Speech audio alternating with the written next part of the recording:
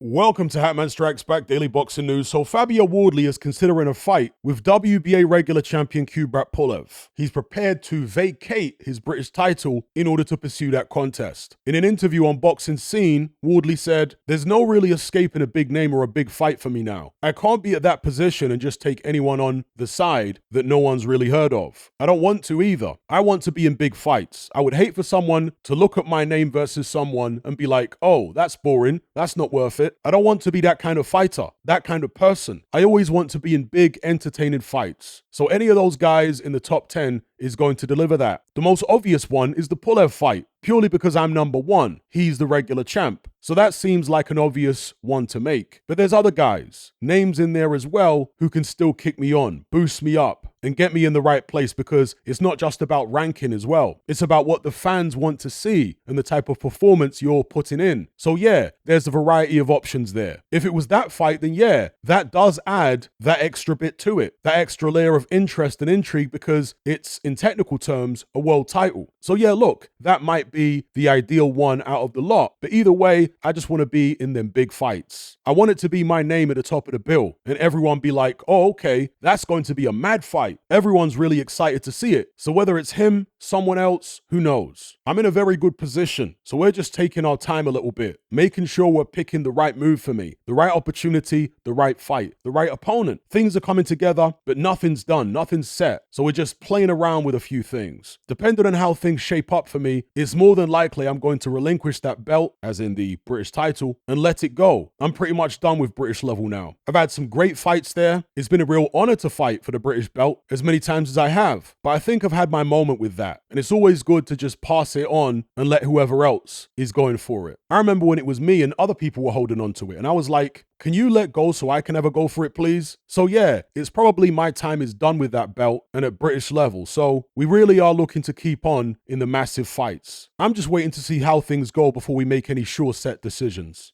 Right, those are the words of Fabio Wardley, apparently looking at a number of different opponents, but the front runner seems to be Kubrat Pulev for the WBA regular belt. As Wardley said there, he is in a high position with the WBA, so it makes sense. But does it make sense for Kubrat Pulev? Because Pulev is kind of in an unusual position in that he's an older fighter in his 40s, way past his best, yet he still has a sizable following, a lot of support in his home country of Bulgaria. Bear in mind, his last fight when he won the belt was against Manuel Char, another older fighter, and they packed out an arena in Sofia in Bulgaria, just to give you an indication of how popular this guy is. And so what that means then is that Pulev is not going to take chicken change to fight somebody as young, hungry, and dangerous as Fabio Wardley. It might even take Turki Al-Sheikh, Riyadh Season getting involved to make that fight happen. Not that Pulev is going to ask for anything too crazy, I wouldn't have thought, but he'll want to be handsomely paid, probably paid quite a bit more than Fabio Wardley. So if they can work out that side of it, then maybe it's a doable fight. And if the fight did take place, how do I see it going? I see Wardley winning, but it might be an awkward affair. You know, Kubrat Pulev has always had that classic, almost throwback Eastern European style where he leans back and fences with the jab and he bounces in and out of range. Obviously, as I said already, he's way past his best. He doesn't do the things that he used to do as well anymore, but he's a vet. He knows how to get through situations. He knows how to mess you about. He's still got a pretty good jab. And if the fight takes place in Bulgaria, not saying it will, but if it did, Fabio Wardley might need a knockout to win. But all things being fair, I reckon Wardley would win maybe a scrappy fight against Pulev, stop him around the 9th or the 10th maybe, if not win on points. Because as I say, these wily, tough old vets, they know how to negotiate the rounds. They know how to hold and spoil and mess you about. And Pulev really is a wily old vet, 32-3 with 14 KOs, as opposed to Wardley, who's 18-0-1 with 17 KOs. Pulev, of course, fought for the world title twice. First time against Vladimir Klitschko and second time against Anthony Joshua, losing on both occasions. He's also fought and beat the likes of Derek Chisora, Samuel Peter, Kevin Johnson, Huey Fury, Jerry Forrest, as well as losing to Chisora in the rematch, and I've already mentioned his other two losses. So yeah, he can make it awkward in there, but I would pick Fabio Wardley for the win. But the interesting thing here is what Frank Warren's going to do with all the heavyweights he's got, because I'm sure some of the other guys in his stable would like to fight Kubrat Pulev, would like the first opportunity at Kubrat Pulev. One of them might be Moses Itauma, a stablemate of Fabio Wardley, not just promotional stablemate, but training stablemate. They're both trained by Ben Davison, or at least Fabio Wardley is co-trained maybe by Ben Davison. Itauma, I'm sure, would love an opportunity to fight Pulev because then he could become a champion of sorts and break Mike Tyson's record maybe, but not really, because very few people are going to recognize the WBA regular as a real world title. So I don't know, there might be discussions behind the scenes regarding that. Anyway, let me know what you guys think about this situation in the comment section below. Leave me your thoughts. Don't forget to like this video, share it, and subscribe if you haven't done so already. I'll catch you guys in the next one. I'm out.